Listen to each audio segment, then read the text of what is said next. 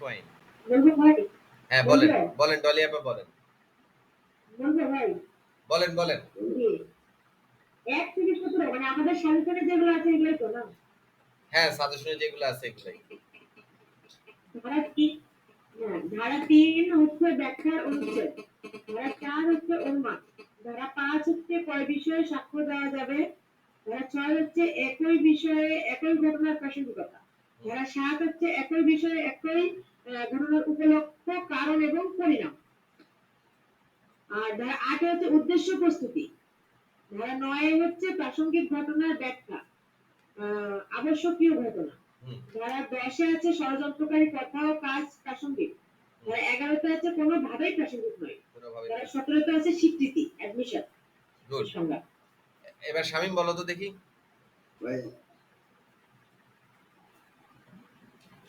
বলো বলো। একের থেকে বলবো। সংক্ষিপ্ত শিরোনাম আওতা আরম্ভ। 1872 সালের 1 নম্বর আইন, ব্যাখ্যাসমূহ, অনুমান, যে বিষয়ে সাক্ষ্য দেওয়া যায়, তারপরে ঘটনার প্রাসঙ্গিকতা। তোমাকে ধারাওয়াইজ বলতে বলছে, ধারাওয়াইজ বলো, এভাবে উল্টা পাল্টা না, ধারাওয়াইজ বলো। আচ্ছা, ধারা। সংক্ষিপ্ত শিরোনাম আওতা, ধারা 1, ধারা 2, 18 সালের 1 নম্বর আইন, 1872 সনের 1 নম্বর আইন, 3 ধারা 3 ব্যাখ্যাসমূহ, 4 অনুমান, 5 যে বিষয়ে সাক্ষ্য দেওয়া যায়, ঘটনা কার্যের প্রাসঙ্গিকতা, ধারা 7 উপলব্ধ কারণ পরিণাম, 8 ধারা 8 উদ্দেশ্য প্রস্তুতি পরবর্তী পূর্ববর্তী আচরণ, ধারা 9 প্রাসঙ্গিক ঘটনার ব্যাখ্যা, ধারা 10 ষড়যন্ত্রকারী কথা কাজ প্রাসঙ্গিক, আর ধারা 11 কোনোভাবেই প্রাসঙ্গিক নয়, আর ধারা 17 বিবৃতি স্বীকৃতি স্বীকারোক্তি। আচ্ছা, ধারা হচ্ছে আর যাওয়া লাগবে না, 17 স্বীকৃতি। হ্যাঁ আর যাওয়া লাগবে না, 17 পর্যন্তই আমি বলছিলাম। আচ্ছা তোমাদেরকে আমি বলছিলাম যে এই মুখস্থ করার সময় এত লম্বা ধারা মুখস্থ করার দরকার নাই। যেমন 6 ধারায় আমি কি বলছিলাম, 6 ধারায় বলছিলাম যে প্রাসঙ্গিকতা, 7 ধারায় বলছিলাম যে 7 ধারায় বলছিলাম কি উপলক্ষ কারণ বা পরিণাম, 8 ধারায় বলছিলাম কি উদ্দেশ্য প্রস্তুতি, 9 ধারায় বলছিলাম কি যে আবশ্যকীয় ঘটনা, 10 ধারায় বলছিলাম কি অভিন্ন অভিপ্রায়, 10 ধারার সাথে মিল রাখছিলাম কি আবার, 10 ধারার সাথে কোনটা মিল রাখছিলাম, ষড়যন্ত্রকারী কথা না না না, অন্য একটা আইনের মিল রাখছিলাম কি 10 ধারার সাথে, ষড়যন্ত্রকারী কথা কাজ। আরে অভিন্ন অভিপ্রায় আরেকটা কোথায় আছে, 34 ধারা কোন আইনের 34 ধারা, ওই যে দেওয়ানি কার্যবিধির দেওয়ানি কার্যবিধির 40 ধারা, 40 আদেশে দেওয়ানি কার্যবিধি, দেওয়ানি সিআরপিসি, এটা হচ্ছে কি দণ্ডবিধির 34 ধারা পেনাল কোডে। দণ্ডবিধির 34 ধারায় বলছে অভিন্ন অভিপ্রায়, কমন ইন্টেনশন, সেই অভিন্ন অভিপ্রায়টাই বলছে আবার সাক্ষ্য আইনের 10 ধারায়, ঠিক আছে। আর 11 ধারায় বলছে কোনোভাবে প্রাসঙ্গিক নয়।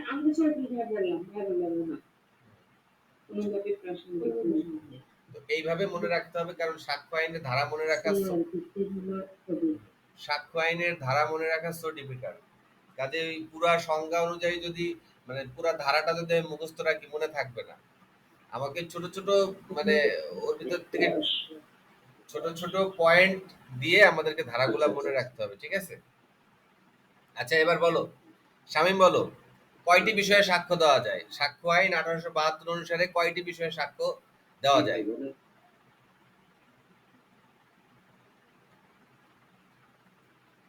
আমার কত,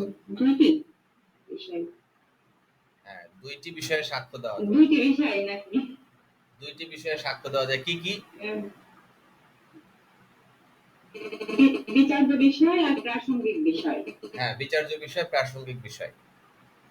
আচ্ছা আমি হচ্ছে যাকে জিজ্ঞেস করবো ঠিক আছে সেই বলবে, কারণ হচ্ছে নাহলে আমি বুঝতে পারতেছি না যে কে কে পারতেছে কে পারতেছে না। আচ্ছা ঠিক আছে। হ্যাঁ, আচ্ছা ঠিক আচ্ছা, আছে। তাহলে 1872 সালের সাক্ষ্য আইনে বলছে কি যে দুইটি বিষয়ে সাক্ষ্য দেওয়া যায়, একটা হচ্ছে বিচার্য বিষয় ও প্রাসঙ্গিক বিষয়। শামীম বলো, ফ্যাক্ট ইন ইস্যু কাকে বলে? জি ফ্যাক্ট ইন ইস্যু কাকে বলে? সরি, ফ্যাক্ট ইন ইস্যু কাকে বলে? Active issue fact in issue বলতে কি বুঝো? ঘটনার বিচার্য বিষয়। ঘটনার বিচার্য বিষয় কাকে বলে? হ্যাঁ, ফ্যাক্ট ইন ইস্যু বলতে কি বুঝো?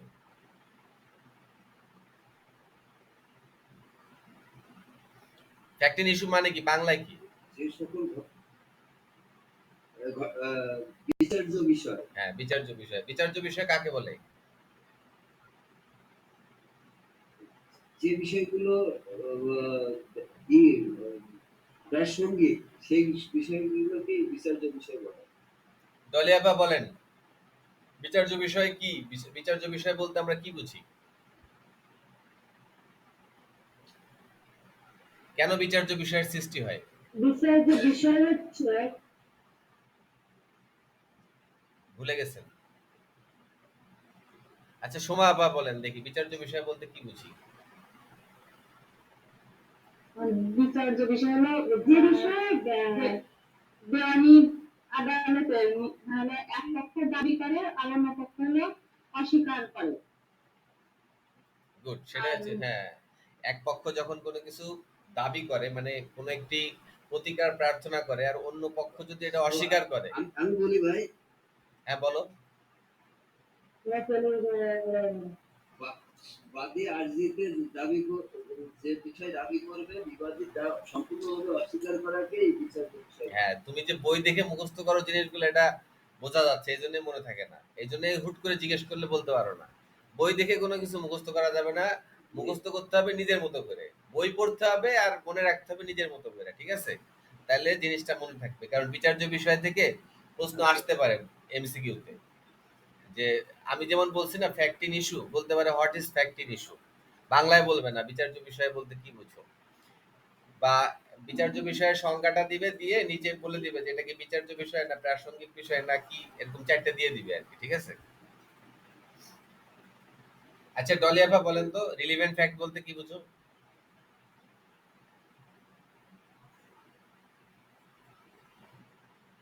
Relevant fact. রিলেভেন্ট ফ্যাক্ট হচ্ছে প্রাসঙ্গিকতা। প্রাসঙ্গিকতা, আর প্রাসঙ্গিকতাটা কি? প্রাসঙ্গিক বিষয়টা আসলে কি? যেক্ষেত্রে একটি উন্নতির সাথে যে ক্ষেত্রে একটি উন্নতির সাথে বর্ণিত ঘটনার প্রাসঙ্গিকতা সম্পর্কিত বিধানসমূহের যে কোনো উপায় যুক্ত থাকে। এই যে বই দেখে মুখস্থ করছেন, বোঝা যাচ্ছে। শামীম বলো তো, প্রাসঙ্গিক মানে যে বিষয় কি? ওই ঘটনার সাথে না ঘটনার সাথে অবশ্য সম্পৃক্ত থাকতে হবে। উদাহরণ দেন তো একটা। যেমন হচ্ছে শামীম ভাই হত্যা করছে, তো হত্যা করার সময় সে একটা অস্ত্র নিয়ে গেছে, এটা এই অস্ত্র নিয়ে যাওয়াটা হচ্ছে ওই হত্যার সাথে সম্পৃক্ততা, কারণ ওই অস্ত্র দিয়েই শামীম ভাই হত্যা করছে। আমি একটা উদাহরণ দিছিলাম, মনে আছে উদাহরণটা? গত ক্লাসে আমি একটা উদাহরণ দিছিলাম। আচ্ছা, আমি এটা সহজ করে দিই, হ্যাঁ। প্রাসঙ্গিক বিষয় কিন্তু আসলে বিচার্য বিষয় না। বিচার্য বিষয় কি? যে আমি একটা বিচার প্রার্থনা করছি যে শামীম হচ্ছে খুন করছে, শামীম বলতেছে না আমি খুন করি নাই। তাহলে শামীম যে বলছে আমি খুন করি নাই, তাহলে তো একটা বিচার্য বিষয়ের সৃষ্টি হয়ে গেছে। মানে এখন প্রমাণ করতে হবে কি, যে শামীম খুনি, এটা প্রমাণ করতে হবে না? তাহলে এটা হচ্ছে বিচার্য বিষয়। কিন্তু শামীম যে খুনি, এটা হচ্ছে বিচার্য বিষয়। তাহলে প্রাসঙ্গিক বিষয় কি? প্রাসঙ্গিক বিষয় হচ্ছে যে শামীম খুন করতে যে সমস্ত বিষয়ের সহযোগিতা নিছে, এটা হচ্ছে প্রাসঙ্গিক বিষয়। অর্থাৎ যে সকল বিষয় যে সকল বিষয় বিচার্য বিষয়কে প্রভাবিত করে, সেটা হচ্ছে প্রাসঙ্গিক বিষয়, ঠিক আছে না? মানে আমি আমার ভাষায় বললাম যে যে সকল বিষয় বিচার্য বিষয়কে সহযোগিতা করে, বা যে সকল বিষয় বিচার্য বিষয়ের উপলক্ষ্য, যে সকল বিষয় বিচার্য বিষয়কে প্রভাবিত করে, সেগুলাই হচ্ছে প্রাসঙ্গিক বিষয়। যেমন মনে করেন কি যে চুরি করছে একজন, কিন্তু চুরি কইরা ওই যে মালটা, সেই মালটা রাখছে শামীমের বাসায়। তো পুলিশ এসে করলো কি, শামীমের চোর হিসেবে ধরে নিয়ে গেল। শামীম তো আসলে চুরি করে নাই, চুরি করছে, কিন্তু এই যে চোরাই মালটা যে শামীমের বাসায় পাওয়া গেছে, এটাই হচ্ছে একটা প্রাসঙ্গিক বিষয়, যে চুরি করার পরে চোরাই মাল যার কাছে পাওয়া যাবে, এটা এটা তাকে ধরে নিবে যে পুলিশ চোর। আবার দেখা যাচ্ছে যে একটা মার্ডার করতে গেছে শামীম, তোমার ওই মোবাইলে যে আসতেছে, রিং আসতেছে, সেটা এখানে নয়েজ আকারে শো করতেছে। তাহলে যাক, না, না, আমার কোনো নিউজ নেই। হ্যাঁ, এই প্রাসঙ্গিক বিষয় তো আমরা বুঝছি, তাই না? যে বিচার্য বিষয়কে যে সকল বিষয়ে সহযোগিতা করে, সেটা হচ্ছে প্রাসঙ্গিক বিষয়। আর বিচার্য বিষয় হচ্ছে আর্জিতে এক পক্ষ যে প্রতিকার চায়, অন্য পক্ষ সেটা অস্বীকার করে লিখিত জবাবে, তাইলে যে বিষয়ের সৃষ্টি হয় সেটা হচ্ছে বিচার্য বিষয়। এভাবে আমাদেরকে মানে সংজ্ঞাটা বই থেকে মুখস্থ করতে হবে আর মনে রাখতে হবে নিজের মতো করে, ঠিক আছে? কারণ তোমাকে বলবে না যে তুমি ওই বইয়ের সংজ্ঞাটা এসে লিখে দাও এখানে, এটা রিটেনেও বলবে না। জি। রিটেনেও তোমাকে নিজের মতো করে লিখতে হবে, তুমি বই মুখস্থ করে গিয়ে রিটেনে লিখতে পারবা না, ঠিক আছে? অত সময় তোমার হাতে থাকবে না। তোমাকে জি। সবকিছুই জি। এমসিকিউ বলো, রিটেন বলো, ভাইবা বলো, সব নিজের মতো করেই দিতে হবে। ওই বইয়ের সংজ্ঞা কোনো জায়গায় কাজে লাগবে না। আচ্ছা, তাহলে আমরা গত ক্লাসে আলোচনা করছিলাম 3 ধারা, 4 ধারা, 5, 6, 7, 8, 9, 10 আর 17। 4 ধারায় কি বলছিল শামীম? 11 4 ধারায় কি বলছিল? অনুমান, অনুমান। অনুমান। হ্যাঁ, অনুমান কয় ধরনের হয়? সাধারণত অনুমান কয় ধরনের হয়? অনুমান 3 ধরনের। কি কি অনুমান বলো? 3 ধরনের অনুমান কি কি?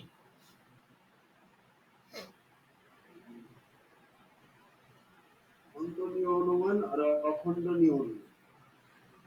আইনগত অনুমান, তথ্যগত অনুমান, এরকম। এটা প্রধানত অনুমান হচ্ছে 2 প্রকার, একটা হচ্ছে আইনগত, একটা তথ্যগত। আর সাধারণত 3 প্রকার অনুমান আছে। সেই 3 প্রকারের অনুমান কি কি?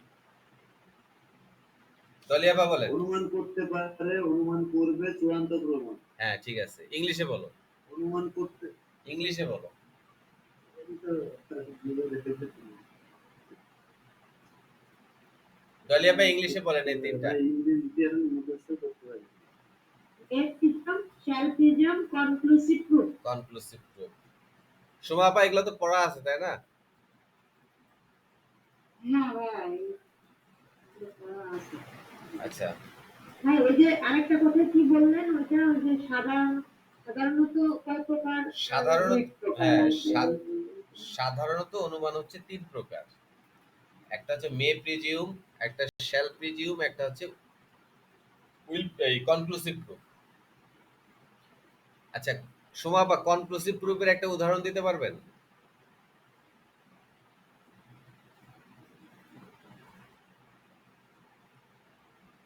সে কি বলবো, সে কোন কোর্সে হলো একটা লোক সে অবশ্যই দেখছে সেগুলো, এটা না কিন্তু একটু কনক্লুসিভ, এটাতে আমি বুঝতে পারছি যে কনক্লুসিভ চূড়ান্ত প্রমাণ হ্যাঁ, মানে। চূড়ান্ত প্রমাণ। হ্যাঁ, চূড়ান্ত প্রমাণের একটা উদাহরণ দিতে পারবেন? হ্যাঁ, সে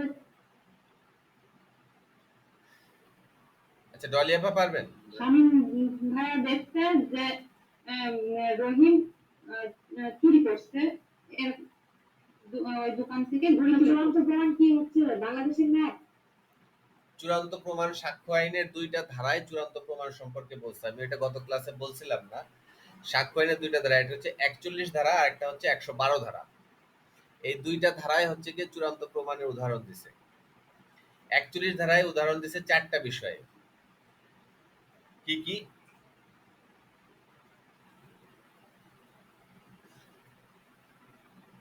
41 ধারায় কি কি কি বলছে মনে আছে কারণ, কেউ পড়ছেন? 41 ধারায় বলছে প্রবেট, এখতিয়ার প্রভৃতি ক্ষেত্রে কোন রায়ের প্রাসঙ্গিকতা, এটা হচ্ছে চূড়ান্ত প্রমাণ। অর্থাৎ প্রবেট মানে কি? প্রবেট মানে হচ্ছে উইল। উইল বিষয়ে যখন কেউ কোনো, হ্যাঁ, মানে উইল বিষয়ে যখন কোনো সাক্ষ্য দেয় সেটা হচ্ছে চূড়ান্ত প্রমাণ, এটা আর নতুন করে প্রমাণ করার দরকার নাই। তারপরে বিবাহ, অগ্রক্রয়, দেউলিয়াত্ব, নৌ বিভাগ সংক্রান্ত মামলা, এই পাঁচটা বিষয়ে যে কোনো আদালতের রায়, এই পাঁচটা বিষয়ে যে কোনো আদালতের রায় হচ্ছে চূড়ান্ত প্রমাণ। কি বলছে 41 ধারায়, কি বলছে? অ্যাকচুয়ালি ধরে হলো উইল, হ্যাঁ, উইল, উইল, বিবাহ, এগুলো 40 ধারা না 41 ধারা? 41 ধারায়, 40 ধারা হচ্ছে কি তোমার রেস জুডিকেটার একটা একচল্লিশ। হ্যাঁ, মানে সাক্ষ্য, মনে রাখবেন যে সাক্ষ্য আইনের 41 ধারা আর 112 ধারা, এই দুইটা ধারায় চূড়ান্ত প্রমাণ সম্পর্কে বলছে। কয়টা ধারায় বলছে চূড়ান্ত প্রমাণ সম্পর্কে? একচল্লিশ ধারা, হ্যাঁ, আর 112 ধারায়। 41 ধারা এবং 112 ধারা। 112 হ্যাঁ, তাহলে 41 ধারায় কয়টা বিষয়ে বলছে চূড়ান্ত প্রমাণ সম্পর্কে? পাঁচটা বিষয়ে। হ্যাঁ, পাঁচটা বিষয় কি? পাঁচটা বিষয় কি কি? পাঁচটা বিষয় হচ্ছে প্রবেট, লেখেন, খাতায় লেখেন, মনে থাকবে। লেখেন, লেখেন যে সাক্ষ্য আইনের 41 ধারায় ও 112 ধারায় চূড়ান্ত প্রমাণ সম্পর্কে বলা হয়েছে।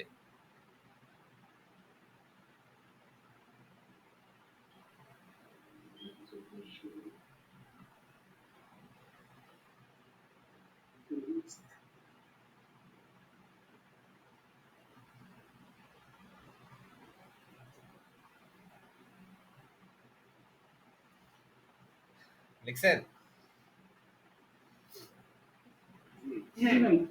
আচ্ছা আচ্ছা, এবার লেখেন ধারা 41 দিয়ে আন্ডারলাইন করেন। ধারা 41-এ কি বলছে? যেহেতু আমি অনুমান সম্পর্কে, অনুমানের ভিতরে আসি এবং অনুমানের সাথে রিলিভেন্ট যেহেতু এই দুইটা ধারা, আমি আলোচনা করে দিই, মনে থাকবে, ঠিক আছে? 41 ধারায় বলছে যে, লেখেন, এক হচ্ছে প্রবেট, ব্র্যাকেটে লেখেন প্রবেট, হ্যাঁ ব্র্যাকেটে লেখেন উইল, মানে প্রবেট হচ্ছে ইংলিশ শব্দ, বাংলা শব্দ, বাংলা অর্থ হচ্ছে উইল।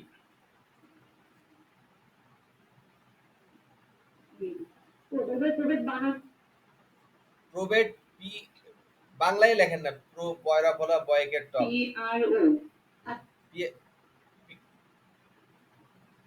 বাংলায় লেখেন প্রবেট বয়কের টপ।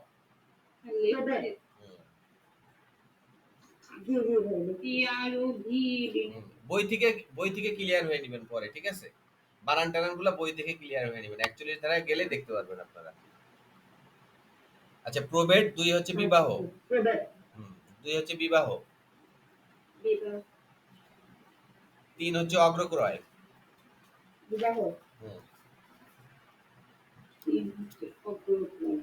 চার হচ্ছে দেউলিয়াত্ব,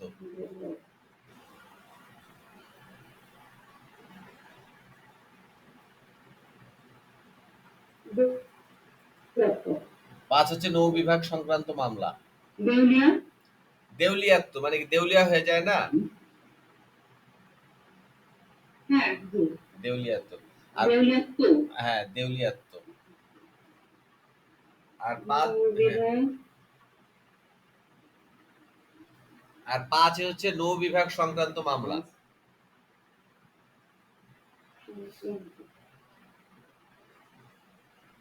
সংক্রান্ত নৌ বিভাগ, নৌ বিভাগ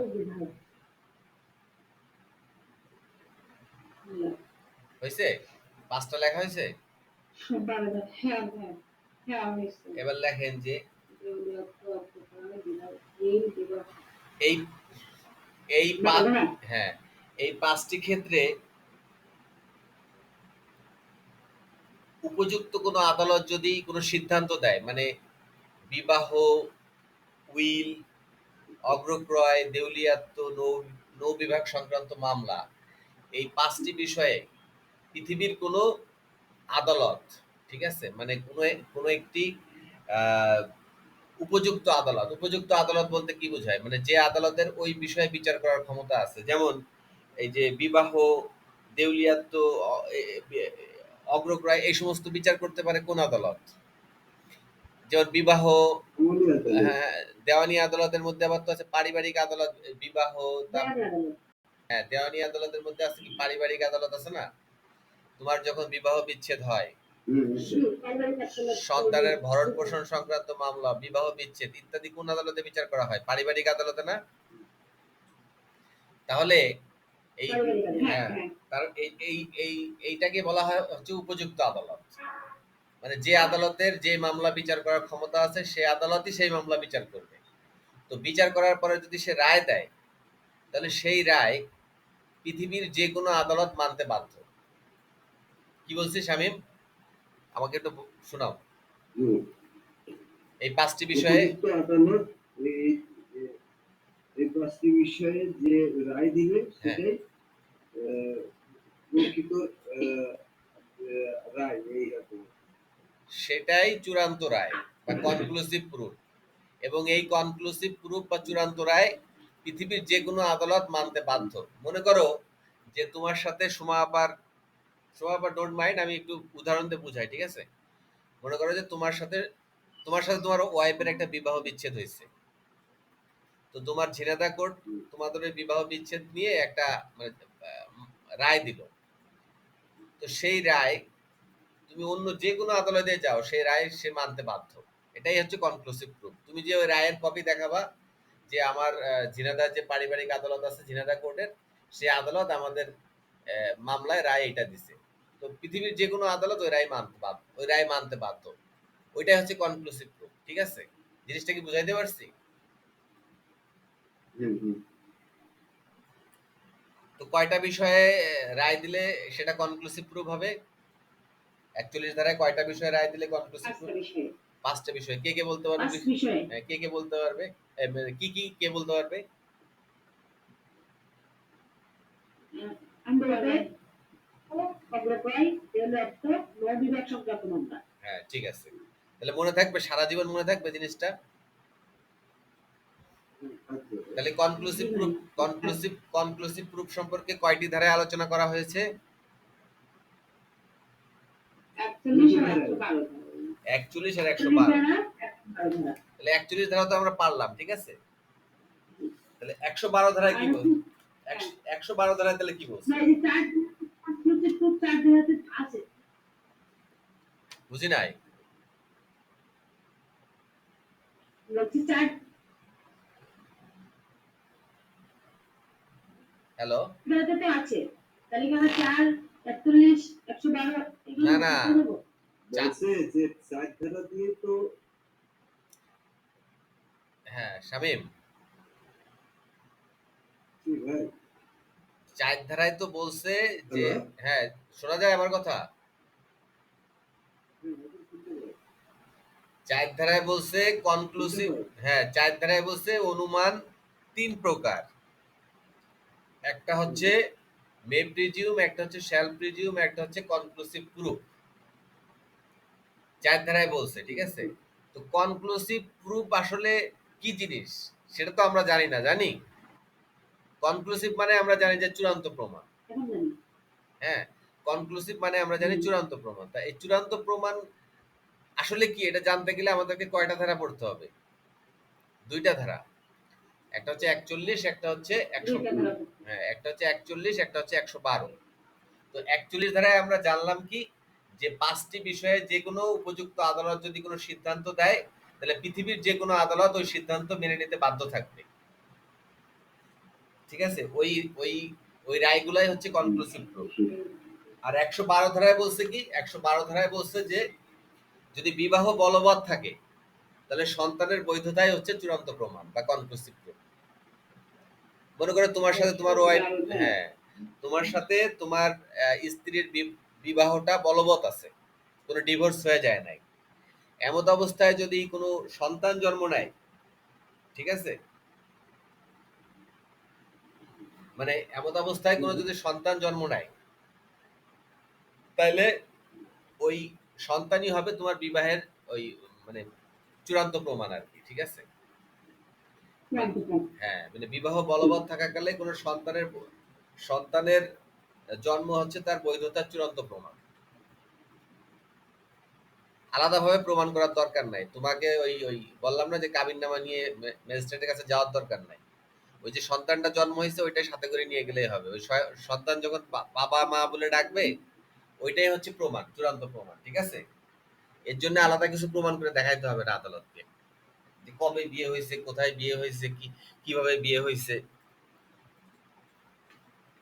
আচ্ছা, বিবাহের জন্য কি রেজিস্ট্রি করা বাধ্যতামূলক? জানো কেউ? জি। কেন বাধ্যতামূলক? রেজিস্ট্রি না করলে কি বিবাহ হবে না, বৈধ হবে না?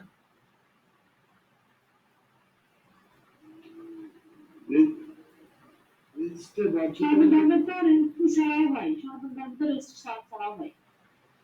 শোনেন, রেজিস্ট্রি কিন্তু আমাদের বর্তমানে হচ্ছে না। আমাদের মুসলিম আইনে বিবাহ রেজিস্ট্রি কিন্তু বিবাহের বৈধতার চূড়ান্ত প্রমাণ না। বিবাহের বৈধতার চূড়ান্ত প্রমাণ কি?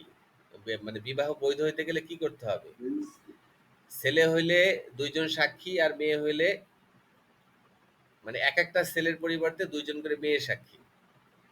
তো এই সাক্ষী এবং বিবাহের আরো কিছু ক্রাইটেরিয়া আছে, যেমন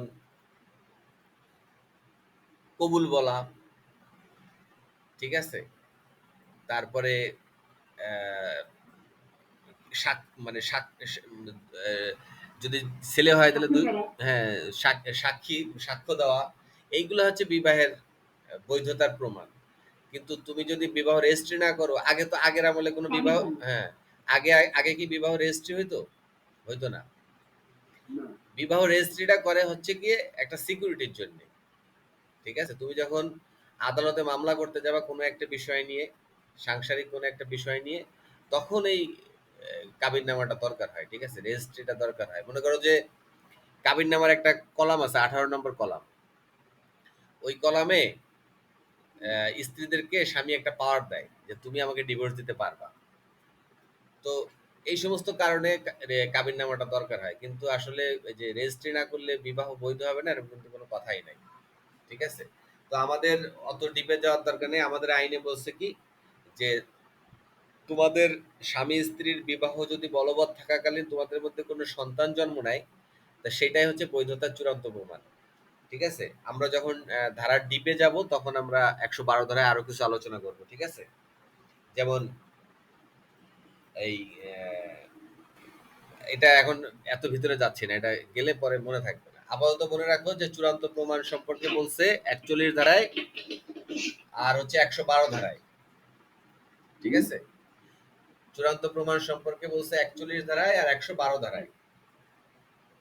ঠিক আছে? আচ্ছা, আচ্ছা, মে প্রিজিউম বলতে কি বুঝায় শামীম বলো তো? মে প্রিজিউম।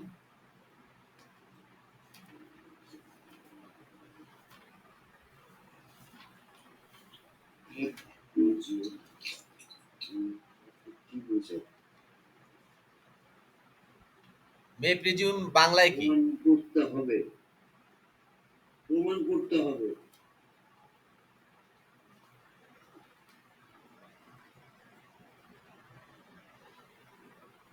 ডলি আপা, মে প্রিজিউম মানে কি বলেন তো? বুঝছে? আদালত কোনো ঘটনা অনুমান করতে পারে, হ্যাঁ, আদালত কোনো, যতক্ষণ সেটা মিথ্যা প্রমাণিত না হয়, ততক্ষণ পর্যন্ত মানে কি ব্যাখ্যা বলতে পারে। মেয়ে মানে তো অনুমান, অনুমান করতে পারা। হ্যাঁ, অনুমান করতে পারা। মানে আদালত আসলে মানে কি অনুমান করবে বলেন তো? মানে অনুমান করতে পারে, আসলে কি অনুমান করতে পারে? যেমন দেখা যাচ্ছে 30 বছরের পুরাতন দলিল মিলে আদালত অনুমান করতে পারে যে এটা সত্য। যতক্ষণ পর্যন্ত এটা মিথ্যা প্রমাণিত না হয় ততক্ষণ পর্যন্ত সত্য বলে আদালত মনে করে। হ্যাঁ, ঠিক আছে। যতক্ষণ পর্যন্ত কোনো একটা বিষয় মিথ্যা প্রমাণিত না হয় ততক্ষণ পর্যন্ত আদালত প্রমাণ করে নিতে পারে। যেমন আপনি যদি বলেন যে শামীম একটা, এটা হ্যাঁ, শামীম একটা খুন করছে, তো আদালত শামীমকে খুনি ধরে নিবে, ধরে নিতে পারে। মানে মানে কিছু, মানে কিছু প্রাসঙ্গিক বিষয়ের সাথে আছে, যেমন শামীমের কাছে পাওয়া গেছে ছুরি, ঠিক আছে, শামীমের জামায় রক্ত লেগে আছে। এই সমস্ত জিনিস দেখে আদালত অনুমান করবে কি যে শামীম খুনি। ঠিক আছে? কতক্ষণ পর্যন্ত খুনি বলে অনুমান করবে?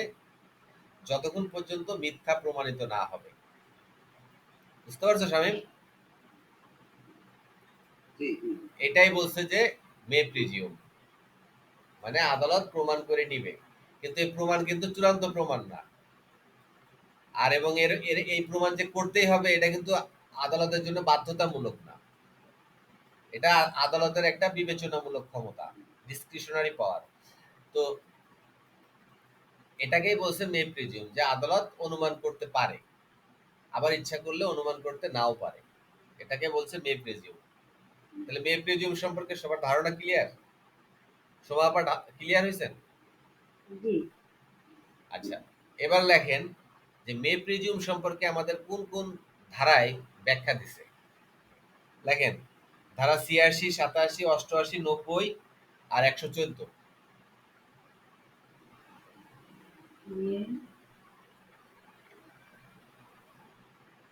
৮৬, ৮৭, ৮৮।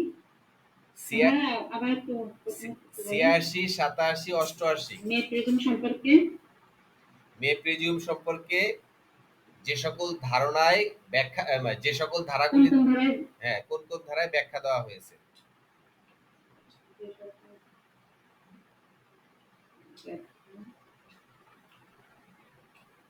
মে প্রিজম সম্পর্কে বলা হয়েছে? হ্যাঁ, মে প্রিজিউম সম্পর্কে বলা হয়েছে। কি কি ধারা? ৮৬, ৮৭, ৮৮, ৮৮,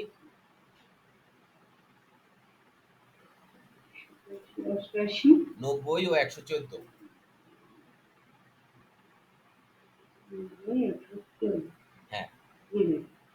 তো এই ধারাগুলাতে মে প্রিজিউম সম্পর্কে বলা হয়েছে। তাহলে এই ধারাগুলাতে কি বলা হয়েছে? আমাদের এক নজর ধারাগুলা ডিপে যাওয়ার দরকার নাই, ধারাগুলা জাস্ট সংজ্ঞা আকারে আপনাদেরকে এই ধারাগুলা মাথায় রাখতে হবে। অনেক সময় আমাদেরকে রিটেনে প্রশ্ন করে বসছিল, ঠিক আছে? যেমন ৯০ ধারা থেকে প্রশ্ন করে বসছিল রিটেন পরীক্ষায়। তো ধারা যদি না জানা যায়, ধারা যদি আপনি জানেন, তা বানায় সানায় ধারাটা যদি জানেন এবং বুঝেন, তো বানায় সানায় মনে করেন যে ৫ পৃষ্ঠা লিখে দিতে পারবেন। আর যদি ধারাটা না জানেন, বা ধারা জানলেন কিন্তু বুঝলেন না যে ধারাটার মধ্যে আসলে কি বলছে, তাহলে কিন্তু বানায় লিখতে পারবেন না। এই জন্যে ধারাগুলা একটু আইডিয়া নিয়ে যান। ৮৬ ধারায় বলছে যে লেখার দরকার নাই, এটা বইতে পাবা, ঠিক আছে? ৮৬ ধারায় বলছে কোন বিদেশি রাষ্ট্রের বিচারিক রেকর্ড, মানে কোন একটি বিদেশি রাষ্ট্র বলতে কি বোঝায়? সাপোজ ইংল্যান্ডের কোন আদালতের বিচারিক রেকর্ড সম্পর্কে আদালত অনুমান করতে পারে যে হ্যাঁ, এটা এটা এটা এটা ঠিক আছে, ঠিক আছে? আচ্ছা, তো ৮৭ ধারায় বলছে কি, বই, ম্যাপ ও চার্ট সম্পর্কে আদালত ধরে নিতে পারে, মানে কোনো একটা বই, মানচিত্র, চার্ট ইত্যাদি সম্পর্কে আদালত প্রাথমিকভাবে অনুমান করতে পারে কি, যে ঘটনাটা সত্যি। আচ্ছা, ৮৮ ধারায় বলছে কি, টেলিগ্রাফ বা সংবাদ বার্তা আদালত ধরে নিতে পারে, মানে কোনো একটা ফোনে একটা আহ, ই আসছে, মানে একটা হুমকি আসছে যে শামীম রে বলছে আমি তোমাকে খুন করব, ঠিক আছে? বা কোনো একটা মেসেজ আসছে, ঠিক আছে? এইগুলাকে আদালত অনুমান করতে পারে যে এই ঘটনাটা যেহেতু সে বলছে তাকে হত্যা করবে, তাহলে সেই খুনি। এটা আদালত ধরে নিতে পারে প্রাথমিকভাবে, ঠিক আছে? কতক্ষণ পর্যন্ত ধরে নিবে? যতক্ষণ পর্যন্ত মিথ্যা প্রমাণিত না হবে। তাহলে কি কি বললাম? ৮৬, ৮৭, ৮৮। ৮৬-তে বলছে বিদেশি রাষ্ট্র, শর্টকাটে মনে রাখবেন, ৮৬-তে বলছে বিদেশি রাষ্ট্র, ৮৭-তে বলছে বই, ম্যাপ ও চার্ট, ৮৮-তে বলছে টেলিগ্রাফ বা সংবাদ বার্তা, আর ৮৯-তে বলছে যে আদালতে দলিল দাখিল করা না হলে তা আদালত ধরে নিতে পারে, মানে কোনো একটা দলিল। ৮৯, হ্যাঁ, ৮৯। ৮৯ না ৯০? ও সরি, ৮৯, তো ৮৯ হচ্ছে শ্যাল প্রিজুম, আমি ওটাকে আবার মে প্রিজুমের মধ্যে ঢুকাইছি। ৮৯ না, ৯০। ৯০ হচ্ছে ৩০ বছরের পুরাতন দলিল সম্পর্কে অনুমান। ৯০। হ্যাঁ, এটা কিন্তু ভেরি ভেরি ইম্পর্টেন্ট, এই যে ৯০ ধারাটা, ঠিক আছে? ৩০ বছরের পুরাতন দলিল সম্পর্কে অনুমান, ধারা ৯০, এটা মুখস্থ করবেন খুব, মানে ই করবেন। ৩০ বছরের পুরাতন কোন একটা দলিল যদি সঠিক, হ্যাঁ, ৩০ বছরের ৩০ বছর, 30 বছরের দলিলটি যদি 30 বছরের পুরাতন হ্যাঁ, দলিল হ্যাঁ, মানে সঠিক ব্যক্তির কাছ থেকে পাওয়া যায়, হ্যাঁ, সঠিক হেফাজত হতে যদি আদালতে উপস্থাপন করা যায় এবং ওই দলিলের লিখন প্রত্যয়ন ও স্বাক্ষর আদালত সঠিক বলে ধরে নেবেন বা নিতে পারেন, তবে এটি আদালতের একটি স্বেচ্ছাধীন ক্ষমতা। মনে করো তুমি 30 বছরের পুরাতন একটা দলিল নিয়ে আদালতে সাবমিট করলা, হ্যাঁ, যে এই দলিল 30 বছরের পুরাতন একটা দলিল নিয়ে গেছো, বললা যায় এই জমির মালিক হচ্ছে আমি, এই দেখেন দলিল। তো ওই দলিল দেখে আদালত প্রাথমিকভাবে ধরে নিবে কি যে হ্যাঁ তুমি হচ্ছে ওই জমির মালিক। ধরে নিবেন মানে কি, আদালত প্রাথমিকভাবে অনুমান করবে, তবে আদালত কিন্তু বাধ্য না। ঠিক আছে, আদালত কিন্তু বাধ্য না। সবসময় মনে রাখতে হবে অনুমানের মধ্যে একটা হচ্ছে বাধ্য। দিতেও পারে নাও পারে। হ্যাঁ, অনুমানের ভিতরে তিনটা বিষয় আছে। একটা বিষয় হচ্ছে আদালত বাধ্য। কোনগুলা বাধ্য? যেটা শ্যাল প্রিজিউম সেটাতে আদালত বাধ্য, আর যেটা মে প্রিজিউম সেটাতে কিন্তু আদালত বাধ্য না। 90 ধারায় কিন্তু আদালত বাধ্য না, এটা হচ্ছে আদালতের একটা স্বেচ্ছাধীন ক্ষমতা। যখন পরবর্তীতে আমি ওই প্রশ্নগুলা করব না, এমসিকিউ রিলেটেড যে প্রশ্নগুলা করব, তখন আরো জিনিসগুলা ক্লিয়ার হয়ে যাবে। এখন শুধু ধারাগুলা আলোচনা করতেছি, আহ, ধারাগুলা সম্পর্কে একটা আইডিয়া নেও, ঠিক আছে? আচ্ছা, আরেকটা ধারা হচ্ছে 114, আদালত কতিপয় বিষয় অনুমান করতে পারে। আদালত কতিপয় বিষয় অনুমান করতে পারে 114 ধারায়। কিভাবে অনুমান করতে পারে? স্বাভাবিক ঘটনাবলীর সাধারণ গতিধারা, মানবিক আচরণ এবং সরকারি ও বেসরকারি কার্যাবলীর পরিপ্রেক্ষিতে একটি বিশেষ মোকদ্দমার বিষয় বিবেচনা করিয়া যাহা ঘটিয়া থাকা সম্ভব বলিয়া আদালত মনে করেন, সেই বিষয়ের অস্তিত্ব আদালত অনুমান করে নিতে পারেন। খুব কঠিন করে লিখছে, ঠিক আছে? সহজ ভাষায় ব্যাখ্যা হচ্ছে, চুরি চুরি করার পর চোরাই মাল যে ব্যক্তির দখলে থাকে, সে যদি তাহার দখলের কারণ দর্শাইতে না পারে, তবে সে ব্যক্তি যে চোর অথবা চোরাই মাল বলিয়া জানার সত্ত্বেও সে তাহা গ্রহণ করিয়াছে, এটা আদালত অনুমান করবে। 114 ধারায় কি বলছে? যে আদালত কতিপয় বিষয় অনুমান করবে কিভাবে? মানুষের চলাফেরা, মানবিক আচরণ, গতিধারা, সরকারি ও বেসরকারি কার্যাবলীর পরিপ্রেক্ষিতে, ঠিক আছে? যেমন চুরি করার পর, মানে চোরাই মাল পাওয়া গেল শামীমের বাসায়, শামীমের কাছে জিজ্ঞাসা করলো যে তুমি এই মাল কোথায় পাইছো, শামীম সঠিক উত্তর দিতে পারলো না, তখন আদালত প্রাথমিকভাবে অনুমান করবে কি যে শামীম হচ্ছে চোর। যখন দলিয়া বা আইনজীবী হিসাবে প্রমাণ করবে, শামীমের আইনজীবী হিসাবে প্রমাণ করবে যে না, মহামান্য আদালত সে চোর না, তার যথেষ্ট প্রমাণ আমি আদালতে সাবমিট করছি, তখন আদালত প্রথমে যে অনুমান করছিল সে অনুমান থেকে বের হয়ে আসবে, ঠিক আছে? তো এই হচ্ছে গিয়ে মে প্রিজিউম। তাহলে মে প্রিজিউম সম্পর্কে বলছে কোন কোন ধারায়? সোমাবা বলেন তো। 86, 87, 88, 90 ও 114। 14। দলিয়াবা বলেন তো, কনক্লুসিভ প্রুফ সম্পর্কে বলা আছে কত কত ধারায়? কনক্লুসিভ প্রুফ সম্পর্কে বলা আছে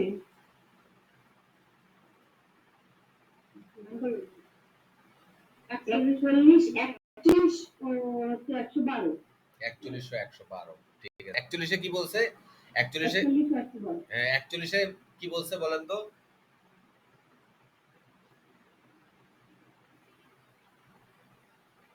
দ্রুত দ্রুত, একটু আগে বলছি আমি। 41 পাঁচটি বিষয়ে তদন্ত প্রমাণ ধরে নেওয়া হবে: প্রবেশ, বিবাহ, অগ্রগায়, দেউলিয়াত্ব, বয় বিভাগ সংক্রান্ত মামলা। হ্যাঁ, গুড। আচ্ছা শামীম বলো তো, 90 ধারায় কি বলছে? ব্যক্তি বিশেষের পুনরুদ্ধারের সঠিক ব্যক্তির কাছ থেকে আসলে সেটা অনুমান কোর্ট আদালত অনুমান করে নেবে দলিলটি সঠিক। কত বছর? কি বলছো? কত কত বুঝি নাই। 30 বছরের পুরনো হ্যাঁ, দলিল সঠিক ব্যক্তির কাছ থেকে আদালতে উপস্থাপন করা হলে আদালত ধরে নেবে এটি সঠিক। প্রশ্ন আসতে পারে এমসিকিউতে যে কত বছরের পুরাতন দলিল সম্পর্কে আদালত অনুমান করতে পারে? 30 বছর, 40 বছর, 50 বছর, 60 বছর। হ্যাঁ। 90 ধারা 90 ধারা আসবে না, 90 ধারা আসবে না, বলবে যে কত বছরের পুরাতন দলিল সম্পর্কে আদালত অনুমান করতে পারে, এমসিকিউতে আসতে পারে এরকম। 30 বছর। 30 বছর। তাহলে আমাদের অনুমানে আরেকটা আছে কি যে শ্যাল প্রিজিউম, মানে আদালত বাধ্যতামূলকভাবে যে সকল বিষয় অনুমান করবে, মানে আদালতকে অনুমান করতে বাধ্য করা হয়েছে, ঠিক আছে, যে তোমাকে এটা অনুমান করতেই হবে যে শামীম খুনি। তাহলে হ্যাঁ, এটা হচ্ছে শ্যাল প্রিজিউম। তো শ্যাল প্রিজিউম সম্পর্কে বলা আছে কোন কোন ধারায়?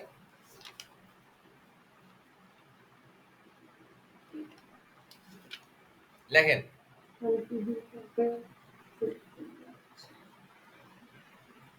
লেখেন শ্যাল প্রিজিউম সম্পর্কে বলা আছে কোন কোন ধারায়? ৭৯, ৮০, ৮১, ৮২, ৮৩, ৮৪, ৮৫, ৮৯ ও ১০৫।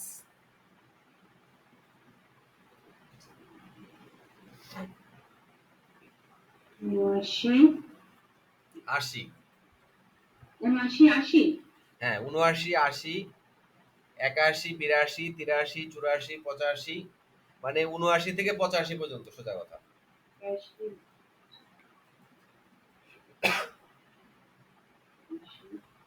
৮৪, ৮৫। ৮৫, ৮৯, ৮৫, ১০৫। ৮৯ ও ১০৫। ৮৯ লাগছে। তারপর হচ্ছে ১০৫। তাহলে ১, ২, ৩, ৪, ৫, ৬, ৭, ৮, ৯, এই ৯টি ধারায় শ্যাল প্রিজিউম সম্পর্কে বলা আছে। ৯টা। হ্যাঁ, ৯টা ধারায় শ্যাল প্রিজিউম সম্পর্কে বলা আছে। ধারাগুলো আমি একটু আলোচনা করে দিই। আমি আপনাদের কাছ থেকে একটু বিদায় নিব, কারণ হচ্ছে যে আমার একটা ক্লাস অলরেডি শুরু হয়ে গেছে, ঠিক আছে, আমি আবার ওই ইনকাম ট্যাক্সের পরে একটা ক্লাস করতেছি। তো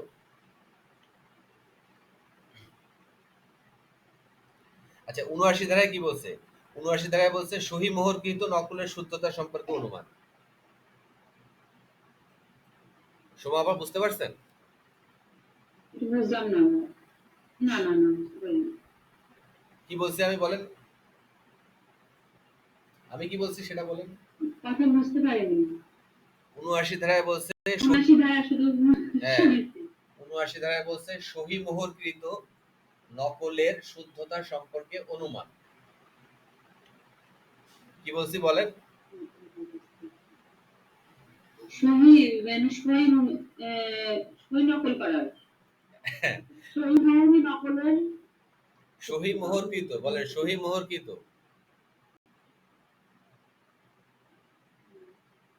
সহি মোহরকৃত। হ্যাঁ, সহি মোহরকৃত নকলের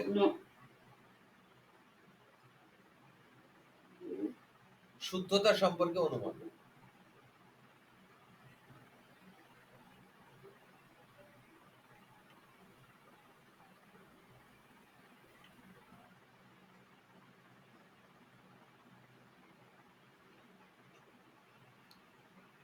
ডলিয়াবা, সহি মোহরকৃত নকলের শুদ্ধতা সম্পর্কে অনুমান। হ্যাঁ, জি। এই যে আমি বলতেছি যে শ্যাল প্রিজিউম, এখানে কি আদালত কি এই অনুমান করতে বাধ্য নাকি স্বেচ্ছামূলক ক্ষমতা? স্বেচ্ছামূলক ক্ষমতা।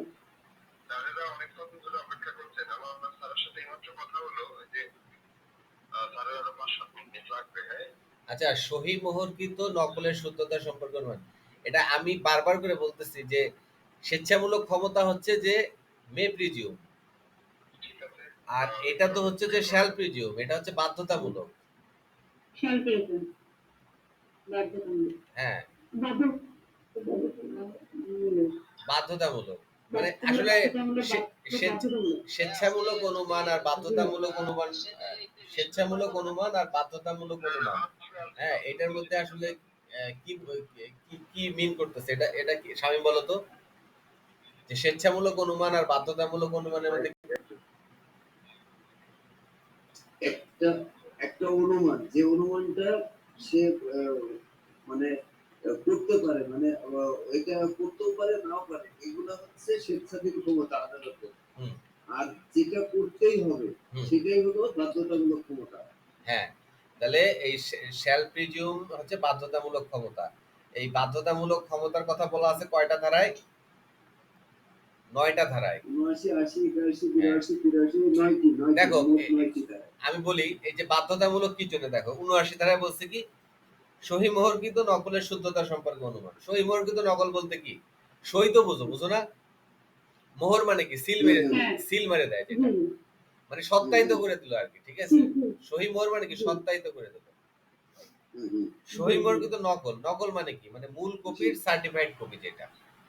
মনে করো তোমার একটা সার্টিফিকেট আছে, জি, সেই সার্টিফিকেটটা একটা ফার্স্ট ক্লাস অফিসার অ্যাটাস্টেড করে দিল, সেটাই হচ্ছে সহি মোহরকৃত নকল। হুম, তো সেটা নিয়ে যদি তুমি একজন ম্যাজিস্ট্রেটের কাছে যাও, তাহলে সে সেটাকে কি সঠিক বলে অনুমান করবে না? জি, এবং সে অনুমান করতে বাধ্য। জি, সে যদি বাদ অনুমান, হ্যাঁ দিয়েছে। সে অনুমান করতে বাধ্য, সে যদি এটাকে সঠিক বলে অনুমান না করে বা সঠিক বলে ধরে না নেয়, তাহলে তার বিরুদ্ধে মামলা হয়ে যাবে যে আপনি কেন এটাকে সঠিক বলে অনুমান করবেন না, রিট করতে পারবা ইচ্ছা করলে, ঠিক আছে? তো এটাকে বলছে যে বাধ্যতামূলক। তো ৭৯ ধারায় বলছে সহি মর্কিত নকলের সত্যতা সম্পর্কে অনুমান। তো বুঝতে পারছো এটা ৭৯ ধারাটা? হুম, হুম, হুম, হ্যাঁ, বুঝছি। আচ্ছা, ৮০ ধারায় বলছে লিপিবদ্ধ সাক্ষ্য হিসেবে দাখিলকৃত দলিল। লিপিবদ্ধ সাক্ষ্য বলতে কি, ১৬৪ ধারায় স্টেটমেন্ট সম্পর্কে সবাই তো জানা আছে, জানা আছে না? ১৬৪ ধারায় স্বীকারোক্তিমূলক আছে, জবানবন্দি, এটা হুম, হচ্ছে একটা লিপিবদ্ধ সেটা সাক্ষ্য। হ্যাঁ, এটা হচ্ছে একটা লিপিবদ্ধ সাক্ষ্য। লিপিবদ্ধ সাক্ষ্য মানে কি, তুমি একটা সাক্ষ্য দিছো, সেই সাক্ষ্যটা লিপিবদ্ধ, মানে একটা জায়গায় একটা একটা লিপিবদ্ধ, লিখিত হয়েছে। হ্যাঁ লিপিবদ্ধ করছে, লিপিবদ্ধ করে ওইটা ম্যাজিস্ট্রেটের বিচারিক আদালতে দিছে, নিলে বিচারিক আদালত কি ওইটা অনুমান করতে বাধ্য না? জি, বাধ্য। ওইটা বাধ্য, এইটাই বলছে ৮০ ধারায়। ৮১ ধারা হচ্ছে বাতিল। ৮২ ধারায় বলছে ইংল্যান্ডে যেসব দলিল সিল ও স্বাক্ষরের প্রমাণ ব্যতীত গৃহীত হয়, মানে ইংল্যান্ডে যেসব যেসব দলিল সিল ও স্বাক্ষরের প্রমাণ ব্যতীত গৃহীত হয়, মানে সিল আর স্বাক্ষরের প্রমাণ করা লাগবে না, তাছাড়া ইংল্যান্ডে যে সমস্ত দলিল গৃহীত হয়, সেই সমস্ত দলিল বাংলাদেশের আদালতও অনুমান করতে বাধ্য। ৮৩ ধারায় বলছে সরকারি কর্তৃত্বাধীনে প্রণীত নকশা বা পরিকল্পনা, মানে সরকারি কর্তৃত্বে যদি কোনো নকশা বা পরিকল্পনা, কোনো একটা যেমন পদ্মা সেতুর ডিজাইন করা হয়েছে বা একটা রোডের একটা কনস্ট্রাকশন ডিজাইন করা হয়েছে, হ্যাঁ এই সমস্ত দলিল আদালত অনুমান করতে বাধ্য। এটা বলছে ৮৩ ধারায়। ৮৪ ধারায় বলছে আইন ও আদালতের সিদ্ধান্তের রিপোর্ট সংকলন সম্পর্কে অনুমান, মানে তুমি একটা মানে মনে করো যে আহ, ওই যে বলে না যে ডিএলআর এত, ওই যে মামলার একটা উদাহরণ দেয় না, যে ভারতের আদালত ডিএলআর এত জি, এই জি, মামলায়, জি, মানে উদাহরণ দেয় না, ওই সমস্ত বিষয় সম্পর্কে আদালত অনুমান করতে বাধ্য। এটাকেই বলছে আইন ও আদালতের সিদ্ধান্তের রিপোর্ট সংকলন সম্পর্কে অনুমান, মানে বইতে যে সমস্ত বিষয়গুলা, বিভিন্ন আদালতের যে সমস্ত এভিডেন্স গুলা, হ্যাঁ দেওয়া থাকে, যেমন একটা মামলায় যখন জি, অ্যাডভোকেট জি। কোনো কিছুই আর পায় না। অর্থাৎ স্যার, ভাই, ওই জুরিসপ্রুডেন্স দেখবে নাকি? জুরিসপ্রুডেন্স না, মানে মানে যেকোনো একটা ডিএলআর, হ্যাঁ যেকোনো মনে একটা মনে থেকে করবা, ডিএলআর মনে দেখে না। করো কি যে একটা নিম্ন আদালতে একটা মামলার রায় দিবে, তখন অ্যাডভোকেট যখন কোনো কিছুই খুঁজে পাচ্ছে না, তখন বলবে কি যে হ্যাঁ, কন্টেস্টে গিয়ে তখন হ্যাঁ বললো যে অমুক ডিএলআর এ ভাই আছে, অমুক ডিএলআর আছে, ওই সমস্ত জিনিস সম্পর্কে আদালত অনুমান করতে বাধ্য। অমুক ডিএলআর এর অমুক হুম। জায়গায় আছে। আচ্ছা, ৮৫ হচ্ছে আচ্ছা, আম মুক্তার নাম্বার জি, সম্পর্কে জি, অনুমান। জি, জি। আম মুক্তার নামার সম্পর্কে অনুমান, আম মুক্তার নামার তো জানা আমি আছে তাই না? Power of attorney. হ্যাঁ, পাওয়ার অফ অ্যাটর্নি কি, আমি শামীমকে আমার পাওয়ার অফ অ্যাটর্নি বানাইলাম, একদম, হ্যাঁ, আমার আমার পাওয়ার অফ অ্যাটর্নি বানাইলাম, তার মানে আবার আমার বউয়ের পাওয়ার অফ অ্যাটর্নি না, মানে আমার সম্পত্তির পাওয়ার অফ অ্যাটর্নি, ঠিক আছে? পাওয়ার অফ অ্যাটর্নি হচ্ছে যে আমি আইনগতভাবে আমার ক্ষমতা শামীমকে দিছি যে আমার অ্যাবসেন্সে শামীম আমার দায়িত্বগুলো পালন করবে। তো এটা দিতে গেলে কিছু প্রসিডিউর আছে, যেমন নোটারি পাবলিকের মাধ্যমে এটা করতে হবে, বুঝতে পারছো? কোনো জজ, ম্যাজিস্ট্রেট বা কনসুল বা ভাইস কনসুল অথবা সরকারের কোনো প্রতিনিধির সামনে একটা এগ্রিমেন্ট, এই যে আমাকে যে শামীমকে যে আমি ক্ষমতাটা দিছি, এটা তাদের সামনে আমার ক্ষমতাটা হস্তান্তর করতে হবে এবং এটাকে নোটারি করতে হবে। তাহলে এটা হবে একটা সঠিক আম মোক্তারনামা। এবং এই যে দলিল, এই দলিল যদি শামীম মানে আমি শামীমকে পাওয়ার অফ অ্যাটর্নি দিছি, শামীম করছে কি যে আমার 10 বিঘা জমি বিক্রি করে দিছে পাওয়ার অফ অ্যাটর্নির বলে। পরে হচ্ছে কি যে আমি শামীমের বিরুদ্ধে মামলা করলাম। শামীম করলো কি, ওই আম মোক্তারনামাটা নিয়ে আদালতে বলল যে মহামান্য আদালত, সে তো আমাকে পাওয়ার অফ অ্যাটর্নি দিছিল, সে পাওয়ার অফ অ্যাটর্নির বলেই তো আমি 10 বিঘা জমি বিক্রি করছি, এখন আমার বিরুদ্ধে মামলা করে কেন? তো আদালত এই যে আম মোক্তারনামা যে দলিলটা, সেই দলিলটা সম্পর্কে অনুমান করবে, ধরে নিবে যেটা সঠিক, এবং এটা আদালত বাধ্য থাকবে। ঠিক আছে? আচ্ছা, 89 ধারায় বলছে কি, আদালতে দলিল দাখিল করা না হলে তা আদালত ধরে নিতে পারে। কোনো একটা দলিল আদালতে দাখিল না করা হলেও সেটা আদালত ওই দলিলটা যে সঠিক সেটা বলে ধরে নিবে, এটা বলছে 89 ধারায়। আর 105 ধারায় বলছে কি, আসামির মামলা যে ব্যতিক্রমের মধ্যে পড়ে তা প্রমাণের দায়িত্ব।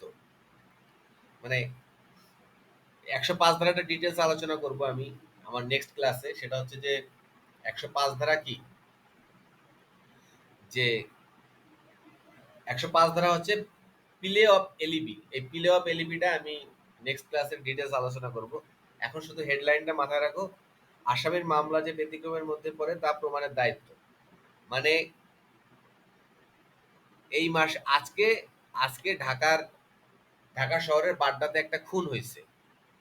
তো খুনে শামীমকে অভিযোগ করা হয়েছে যে শামীম খুন করছে।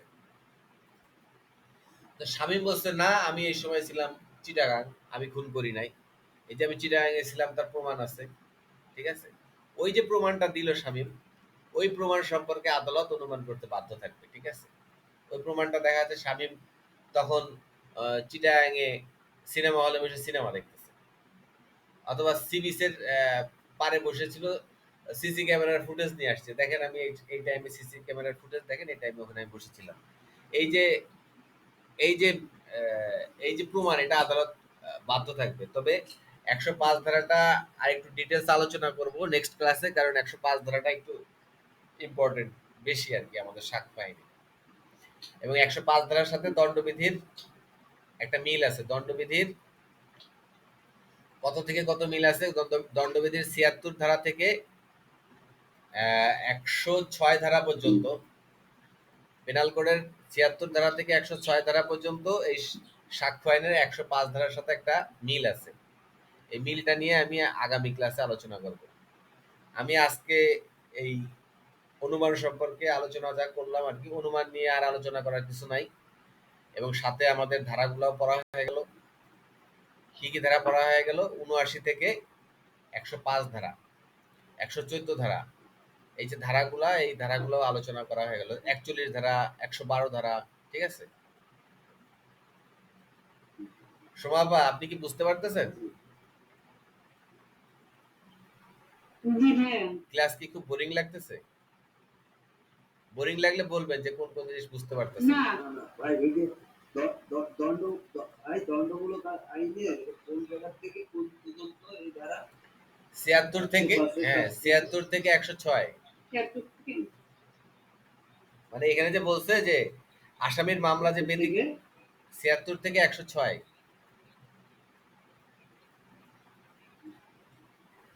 হ্যাঁ, 105 ধারায় যে আসামির মামলায় যে আসামির মামলা যে ব্যতিক্রমের মধ্যে পড়ে তা প্রমাণের দায়িত্ব। হ্যাঁ, তা প্রমাণের দায়িত্ব, এটা হচ্ছে 105 ধারার হেডিং।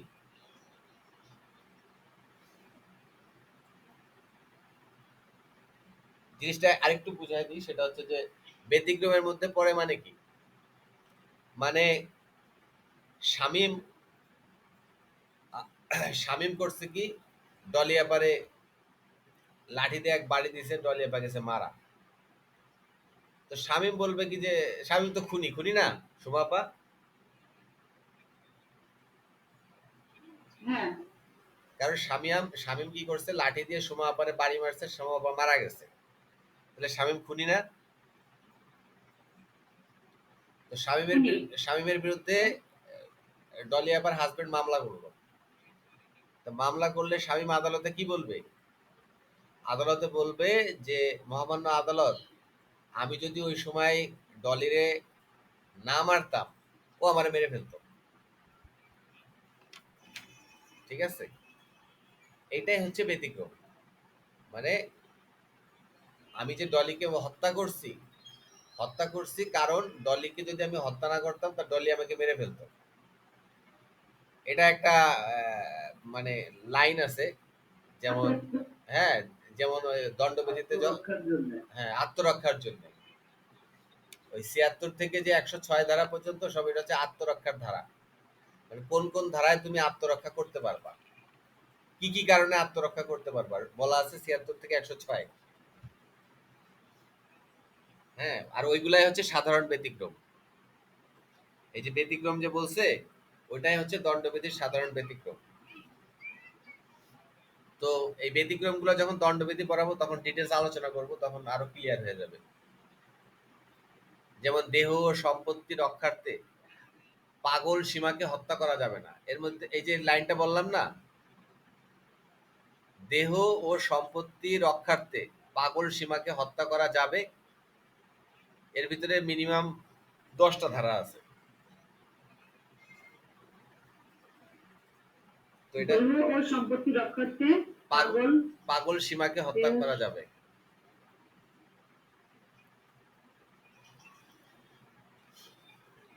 হ্যাঁ, যেমন ৭৬ ধারায় বলছে যে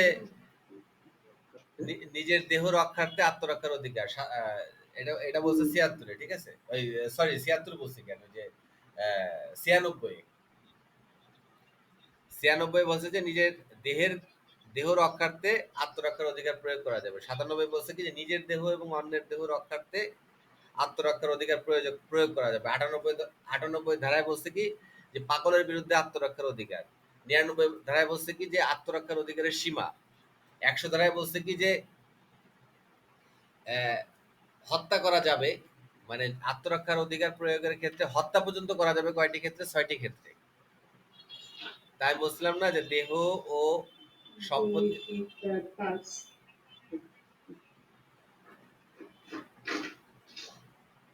দেহ ও সম্পত্তি রক্ষার্থে পাগল ও সীমা।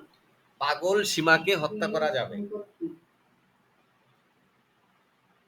ওকে, ওকে, ওকে। পাগল সীমা কি?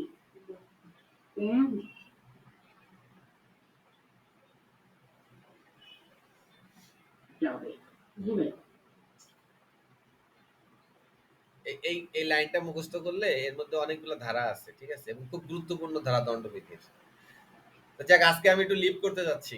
সোমাপা, আমি আজকে বেশি সময় দিতে পারলাম না, আমার একটা ক্লাস শুরু হ্যাঁ, হয়ে গেছে তো। আচ্ছা ম্যাম। একটা কথা বলতাম ভাই, ১ মিনিট। হ্যাঁ, ওই বলেন। যে মাসুদ ভাই আগামীকালকে আমাদের সাবজেক্ট ক্লাস নেবে। মাসুদ ভাই ওই যে কি নিচ্ছিল, ওই যে দণ্ডবিধি নিবে, সাক্ষ্য আইন শেষ করছে, ওই সুনির্দিষ্ট প্রতিকার শেষ সুনির্দিষ্ট প্রতিকার আইন শেষ, সুনির্দিষ্ট প্রতিকার শেষ করছে। তাহলে দণ্ডবিধি নিবে। আর দণ্ডবিধি নিয়ে যখন সে ও পড়াবে আচ্ছা, তখন এই যে হবে না। তখন এই সেই সাধারণ ব্যতিক্রম ব্যতিক্রম এগুলো সব আলোচনা করবে, ঠিক আছে? আর আমি তো থাকবো, সমস্যা নেই। আমি শেষে আবার একটু সামারি আকারে আচ্ছা, ঠিক কথা বলবো আর কি। ঠিক আছে।